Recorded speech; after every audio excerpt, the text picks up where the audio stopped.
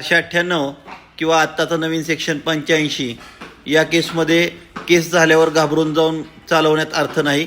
ते चालवायचे ती नंतर चालवायचीच आहे. परंतु 498 होणार आहे हे आपल्याला आधी कळतं, कारण की त्याच्या आधी समुपदेशनाची कारवाई होते.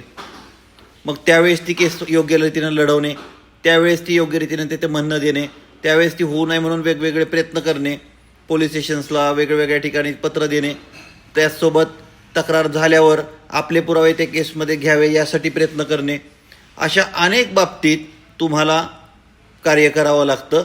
तुम्हाला त्या दृष्टीने तुमची तयारी करावी लागते. 498 झाल्यावर तक्रारदार तुमची बायकोच, साक्षीदार तिचेच, मग बसायचं ओरडत आता केस अवघड चालली. त्यामुळं हे लक्षात ठेवा की 498 होण्याच्या आधी आणि 498 झाल्यानंतर कार्यरत राहणं तितकंच महत्त्वाचं आहे जेवढं केसमध्ये. उलट किंबहुना आधीच तयारी केलेली ही उत्तम राहील, मग सुटका नक्की.